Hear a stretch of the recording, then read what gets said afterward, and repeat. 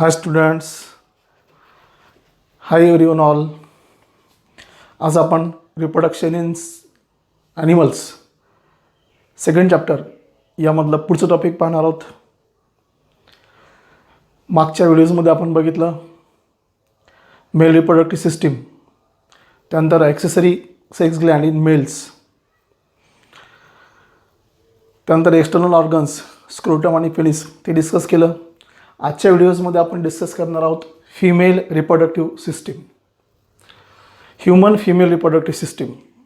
Human female reproductive system start करण्याच्या आधी आपण पाहतो की ह्युमन फिमेल रिप्रोडक्टिव्ह सिस्टीम जी असते ती पेल्व्हिस रिजनमध्ये असते. पेल्व्हिस रिजन कुठे आहे तर आपण बघतो हे जे आपला डायफ्राम आहे त्या डायफ्राममधून जो अपर ट्रॅक असतो त्याला आपण थोरॅसिक कॅव्हिटी म्हणतो, आणि डायफ्रामच्या खालचा जो पार्ट असतो त्याला आपण म्हणतो ॲब्डोमिनल कॅव्हिटी किंवा ॲब्डोमिनल रिजन. त्या रिजनमध्ये खाली असते पेल्व्हिस रिजन, आणि पेल्व्हिस रिजनमध्ये प्रेझेंट असते human female reproductive system. Female reproductive system present in case of human female individual, that is woman, body of woman as well as girl into the pelvis region. आपण बघतो की ही जी female reproductive system आहे याचे different part आपल्याला discuss करायचे आहेत. तर पेल्व्हिस रिजनमध्ये ओव्हरी असेल, युटेरस असेल, त्याच्यानंतर हा युटरचा पार्ट ओव्हरी आणि फॅलोपियन ट्यूब असेल, तर हे लिगामेंट जे असतात ते पेल्व्हिस रिजनमध्ये ते त्याला अटॅच झालेले असतात. आपण बघतो की फिमेल रिप्रोडक्टिव्ह सिस्टीम जी असते, female reproductive system associated with different functions.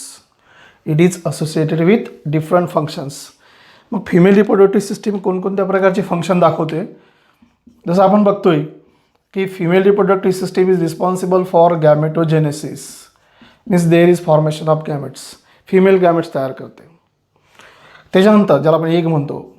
Second असते it is the site of fertilization, or female reproductive system carry out fertilization process होते. दुसरी गोष्ट या ठिकाणी प्रेग्नन्सी पिरियड फिमेल रिप्रोडक्टिव्ह ट्रॅकमध्येच असतो. प्रेग्नन्सी पिरियडमध्ये जे काही बेबी असेल तो युटरसच्या पार्टमध्ये ग्रो होतो. नंतर पार्ट्युलेशन किंवा त्याला आपण म्हणतो डिलिव्हरी प्रोसेस. डिलिव्हरीमध्ये काय होतं, यंग वन्स व्हॅजिनल वॉलमधून बाहेर पडतो. त्याच्यानंतर बेबी केअर, डिलिव्हरी झाल्यानंतर बेबीची केअर, त्याला दूध पाजणे वगैरे. तर हे सगळे जे फंक्शन्स आहेत ते associated to the reproductive system आहेत. Now human female reproductive system consist of a pair of ovary, दोन ओव्हरीज असतात त्याच्यामध्ये, one present on left side, other present on right side, as well as a pair of oviduct किंवा त्यालाच म्हणतो आपण fallopian tube, हे सुद्धा दोन असतात. त्यानंतर अ युटेरस सिंगलच असतो, एकच असतो. त्याच्यानंतर सर्व्हिक्स, आपल्या स्टेट बोर्डाच्या पुस्तकामध्ये पाहिलं असेल तर युटरसमध्ये सर्व्हिक्स हा पार्ट डिस्क्राईब केलेला आहे. सर्व्हिक्स नंतर व्हजायना,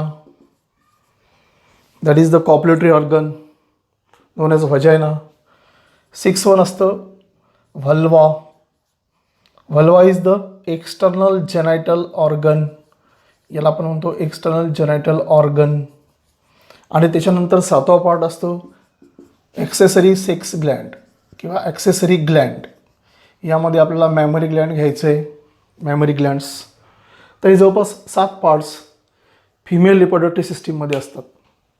त्यापैकी pair of ovary, pair of oviduct, uterus, cervix and vagina, these are the, याला म्हणू आपण internal part of female reproductive system or called internal genitalia.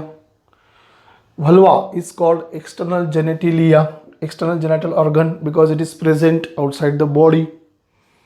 And the third most part, accessory sex gland किंवा accessory glands known as mammary glands, ते one by one parts आपल्याला describe करायचे आहेत. तर सगळ्यात फर्स्ट पार्ट आपण describe करू, अ pair of ovary. A pair of ovary हा पार्ट आपण डिस्कस करणार आहोत. You know that the ovaries are generally 2 in number. दोन असतात त्या 2 in number. These are almond shape. Ovaries are almond shape. Each ovary, that means 2 ovary, attached to the uterus as well as the fallopian tube. Fallopian tube ला ovary attach असते. तो जो portion आहे त्याला म्हणायचं फिम्ब्री. फिम्ब्री हा जो इन्फंडिब्युलम part आहे फॅलोपियन ट्यूबचा, तिथे फिंगर लाईक प्रोजेक्शन असतं, त्याला म्हणायचं फिम्ब्री. आणि तिथे जोडलेली आहे ओव्हरी एका बाजूने आणि दुसऱ्या बाजूने ओव्हरी जोडलेली आहे युटेरसला with the help of ovarian ligament. Ovary attach to the uterus with the help of ovarian ligaments, त्याला ती अटॅच असते. तर अशा दोन्ही बाजूने 2 ओव्हरी अटॅच असतात. ते अल्मोंड शेप असते. त्यानंतर size of ovary, it is near about 3 centimetre length into 1.5 centimetre breath and 1 centimetre thickness. So it is 3 into 1.5 into 1 centimeter. This ovary is called as primary female sex organ. याला primary female sex organ म्हणतात. का? कारण ovary जी असते ती ovary egg produce करते. Egg म्हणजेच काय? Female haploid female gamete ती प्रोड्यूस करते आणि म्हणून त्याला म्हणतात प्रायमरी सेक्स ऑर्गन. अशा 2 ओव्हरीज असतात. The function of ovary is that to produces egg. Ovary produce egg. Ovary egg produce करते म्हणजे फिमेल गॅमेट तयार करते. This ovary is produce with the help of menstrual cycle. त्याचबरोबर ओव्हरीच्या आतमध्ये female sex hormone estrogen and progesterone ते सुद्धा secrete होत असतात. That are helpful for progesterone is responsible for to maintain the pregnancy and estrogen is maintain the menstrual cycle. साधारणतः ज्यावेळेस menstrual cycle येते त्यावेळेस कोणतीही एक ओव्हरी एक एग रिलीज करते. मग त्यांनी रिलीज केलेला एग, सपोज या 2 ओव्हरीपैकी ही एक ओव्हरी, या ओव्हरीने एग रिलीज केला. एग रिलीज होतो केव्हा? तेव्हा ओव्युलेशन प्रोसेस होते आणि ओव्युलेशन प्रोसेस झाल्यानंतर हे जे फिम्ब्री असतात इन्फंडिब्युलमचा part that shows the finger like projection known as fimbriae. तर त्या फिम्ब्री तो एग कॅप्चर करतात आणि त्यांनी कॅप्चर केलेला एग हा इकडे मूव्ह होतो. तर हे झालं ओव्हरीचं फंक्शन. अशा 2 ओव्हरीज प्रेझेंट असतात. आपण बघतो की ओव्हरी प्रेझेंट आहे म्हणजेच मग फिमेलमध्ये मेन्स्ट्रुअल सायकल येऊ शकते. बऱ्याचदा असा क्वेश्चन विचारतात, in case of male individual, why menstrual cycle is absent? And the reason is that ovary is absent in case of male individual. Instead of ovary, there is presence of testis. मग त्याच्यामुळे human mail इंडिव्हिज्युअलमध्ये testis ह्या sperm produce करतील म्हणजे mail gamete तयार करतील आणि ovary ह्या female gamete तयार करतील म्हणजेच एग तयार करतील. त्यानंतर दुसऱ्या महिन्यामध्ये ही दुसरी ओव्हरी एग तयार करेल, तोपर्यंत ही रेस्ट करेल. तर हे झालं अ pair of ovary. Then second part, a pair of oviduct. A pair of oviduct किंवा याला म्हणतात fallopian tube. Fallopian tube, it is tube like structure and hence it is called as fallopian tube. पण त्याला ओव्हिडक्ट का म्हणतात? आताच आपण बघितलं की ओव्हरीमधून रिलीज झालेला एग जो असतो तो एग फॅलोपियन ट्यूब कॅप्चर करून इथे ॲम्प्युला पार्टमध्ये आणते आणि ॲम्प्युलामध्ये त्याचं फर्टिलायझेशन होत असतं. Ampulla is the site of fertilization. ते फर्टिलायझेशन या ठिकाणी होतं म्हणून हा जो फॅलोपियन ट्यूब आहे याला आपण ओव्हिडक्ट असं म्हणता येईल. The duct which carry the ovum or egg, so called oviduct. Actually, the oviduct present on left side as well as right side. The fallopian tube attached to the uterus as well as ovary on one side and uterus on other side. The fallopian tube or oviduct is usually 10 to 12 centimeter in long. तो 10 ते 12 centimetre long असतो हा part इथपासून इथपर्यंत. And the fallopian tube consist of 3 parts. Infundibulum, the part which is present near to the ovary, किंवा इथे finger like projection ज्या ठिकाणी फॉर्म होतं त्या पार्टला म्हणायचं इन्फंडिब्युलम. इथे ह्या इन्फंडिब्युलमचं ओपनिंग असतं फॅलोपियन ट्यूबमध्ये. That opening is called as ostium. मग हा जो पार्ट आहे याला म्हणायचं infundibulum. This is the first part. Infundibulum having the finger like projection known as fimbriae. Fimbriae is responsible for to capture the ovum or egg release from the ovary. Second part that is ampulla. The middle broader part that is called as ampulla. याच्यापेक्षा थोडा broad part असतो that is called as ampulla. The ampulla is responsible for the process of fertilization. कारण ओव्हरीने तयार केलेला egg या ठिकाणी इथे येतो, ॲम्प्युलामध्ये येतो आणि तो इथे सॅटल होतो. नंतर फर्टिलायझेशन प्रोसेस होते. इथे हा जो मेल गॅमेट आहे किंवा एग, याच्यावर बराचदा CETवर क्वेश्चन ऑब्जेक्टिव्ह क्वेश्चन विचारला जातो. The female gamete that is egg are not motile, then how it moves to the ampulla. म्हणजे तो मोटाईल नाही आहे, मग इथे कसा मूव्ह होतो. त्याचं रिझन असं आहे त्याच्यामध्ये फ्लॅजेला वगैरे काही नाही आहे किंवा तो मोटाईल नाही आहे, इट इज नॉन मोटाईल. हा जो इनर लायनिंग असतं फॅलोपियन ट्यूबचं that is made from ciliated epithelium. And this ciliated epithelium having the hair like structure known as cilia. Cilia या ठिकाणी असतात. तर ते सिलिया त्या एगला मूव्ह करतात इथे ॲम्प्युलाकडे. म्हणजेच तो ॲम्प्युलामध्ये येतो आणि ॲम्प्युलामध्ये सॅटल होतो. ॲम्प्युलामध्ये प्रोसेस ऑफ फर्टिलायझेशन होतं. So ampulla is the site of fertilization. Then the third most part which attach to the uterus that is known as isthmus.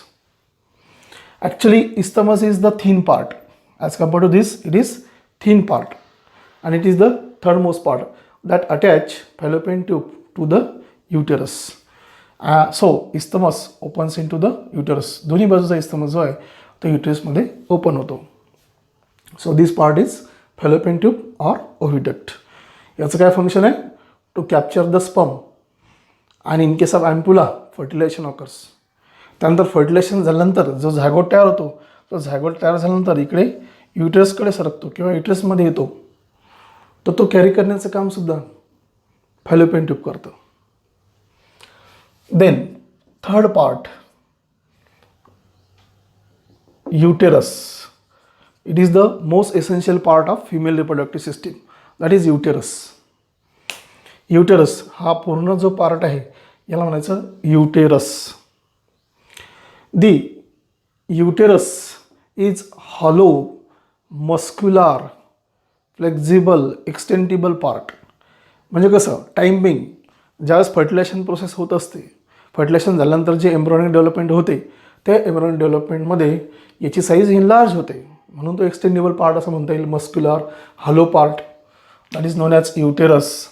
And the size of uterus is 7.5 centimetre length, 5 centimetre breadth, 2.5 centimetre thickness. मग हे लक्षात कसं ठेवायचं? सोपा formula आहे, LBT length, breadth, thickness. 7.5 length, 5 centimetre breadth, 2.5 centimetre thickness. LBT याच्यावरून असं लक्षात ठेवायचं. So the uterus consist of fundus that is upper dome shape part is called as fundus. हा डोम शेप पार्ट असतो, अपर पार्ट असतो युटेरसचा, त्याला म्हणतात fundus. And fundus attach to the that means त्याला हा फंडस जो असतो तो लिगामेंटद्वारे पेल्विक रिजनमध्ये अटॅच असतो. फर्टिलायझेशन झाल्यानंतर इथे व्हिलाय फॉर्म होतात आणि जो फिटस असेल किंवा जे यंग वन्स असेल ते इथे अटॅच होतं, म्हणजे इम्प्लांटेशन प्रोसेस होते. So for that purpose fundus is responsible. त्यानंतर सेकंड पार्ट जो आहे, main body of uterus, this large extendable part, hollow part is known as main body. The body is mainly responsible for the process of embryogenesis. किंवा zygote form झाल्यानंतर embryonal development होतं, implantation झाल्यानंतर त्या बेबीची development होते, ती या body पार्टमध्ये होते. Actually uterus consist of 3 different walls. 3 प्रकारचे वॉल असतात युटेरसचे. Outer covering known as perimetrium, outer wall of uterus perimetrium. Then middle wall is called as myometrium. It is made from muscular tissues. So it is myometrium. हा जो मधला part हा part दिसतो आपल्याला बाहेरचा पार्ट, तो पेरिमेट्रियम हा आउटर आहे. नंतर मिडल जो आहे मायोमेट्रियम, तो मस्क्युलर असतो. हा मधला पार्ट लाल राईने इंडिकेट केलेला. हा जो मायोमेट्रियम असतो तो मायोमेट्रियम मस्क्युलर कॉन्ट्रॅक्शन करण्यासाठी रिस्पॉन्सिबल असतो. म्हणजे ज्यावेळेस बेबी डिलिव्हर होतो त्यावेळेस मस्क्युलर कॉन्ट्रॅक्शन कॅरी करण्याचं काम ह्या मायोमेट्रियम करत असतात. So this middle part is known as myometrium and the innermost part of the uterus that is known as endometrium. The innermost wall of uterus is known as endometrium. It is mucosal layer and that are rich with blood vessels. ज्यावेळेस endometrium rupture होतो त्यावेळेस bleeding होतं menstrual सायकलसोबतच, म्हणजेच तो rupture होतो आणि पुन्हा रिॲपिअर होतो. तर हा म्युकोझल लेअर आहे that is known as endometrium. Menstrual सायकलमध्ये एंडोमेट्रियमचा अतिशय महत्त्वाचा रोल असतो. त्याच्यानंतर सर्व्हिक्स पार्ट, स्टेट बोर्डच्या पुस्तकात बघितलं असेल तुम्ही, तर तो सर्व्हिक्स पार्ट हा युटरसमध्ये डिस्क्राईब केलेला आहे किंवा तो आपण सेपरेटसुद्धा डिस्क्राईब करू शकतो. So what is cervix? Cervix means what? Opening of uterus into the vagina through the cervix. म्हणजे युटेरस आणि हा वजायना जो काही रेजिन आहे त्या दोघांच्या मधला जो रेजिन आहे त्याला म्हणतात cervix. The cervix opens into the vagina and uterus opens into the cervix. हा जो सर्व्हिक्स असतो यामध्ये 2 कॅनॉल असतात. एक cervical canal that means cervix opens into vagina, त्याला म्हणतात सर्व्हायकल कॅनॉल. आणि दुसरा एक असतो बर्थ कॅनॉल. मग बर्थ कॅनॉल म्हणजे काय? तर cervical canal and vaginal opening किंवा व्हजायना, या दोघांना बर्थ कॅनॉल असं म्हणतात. कारण डिलेव्हरीच्या वेळेस युटरसमधून तो सर्व्हिक्समधून तो बेबी व्हजायनामधून बाहेर टाकला जाईल, म्हणून याला बर्थ कॅनॉलसुद्धा म्हणतात. So this part is cervix. Then the 5th part, that is vagina. It is last internal genital organ, or it is also known as organ of copulation. Actually vagina having 7 into 9 centimeter, 7 to 9 centimeter is their length. It is muscular, hollow, flexible organ that open externally into the vulva. किंवा हा व्हजायना जो असतो तिथे external opening present आहे, त्याला म्हणता येईल vulva. So opening of vagina into the vulva. This vagina is more important because in case of menstruation process, when the menstrual fluid discharge out, that comes out from the vagina, and it is also called as passage of delivery. डिलिव्हरीच्या प्रोसेसच्या वेळेस व्हजायनामधून ते baby बाहेर टाकलं जातं, म्हणून त्याला म्हणतात passage of delivery. As well as vagina is also responsible for the process of fertilization or copulation process. So this is all about vagina. So these five are the internal genitalia or internal genital organs. Then we discuss about external genital organ, vulva. The vulva consists of five important parts.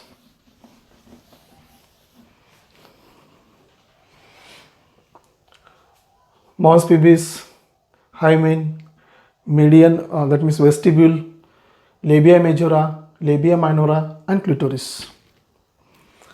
So this is the external genital organ known as vulva. इथे आपण पाहू शकतो की व्हल्वा याला external genital organ असं म्हणतात. हा जो रिजन आहे याला म्हणायचं mons pubis. It is cushion like surface present only in case of human female, that is called as cushion like structure known as mons pubis, and mons pubis are responsible for to grow pubic hairs externally mons pubis मधून grow होतात. त्याच्यानंतर हे जे median vertical depression आहे that is called as vestibule, and vestibule is vaginal opening. So this is median vertical part that is known as vestibule. त्यानंतर this part is called as clitoris, the finger-like structure. Clitoris is the finger-like structure present below the mons pubis, that is known as clitoris. The clitoris present near to the urethra, that means urethral opening. In case of female, urethra is short and it is called as urinogenital duct. इथे सुद्धा urethra जो असतो त्या युरेथ्राच्या मार्फत युरिनेशन process होत असते. ज्यावेळेस आपण नायट्रोजन वेस्ट मटेरियल युरिन बॉडीच्या बाहेर टाकतो, that is to remove urine. So it is urination process होते. आणि ज्या वेळेस मेन्स्ट्रुअल सायकल फ्लो होते त्यावेळेस ते काय करतात, discharge of fluid.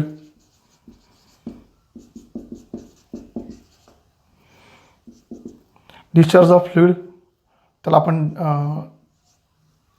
Fluid discharge म्हणता येईल. ज्यामध्ये एक असतो एंडोमेट्रियम असतं, ब्लड असतं, ते सगळं मटेरियल असतं.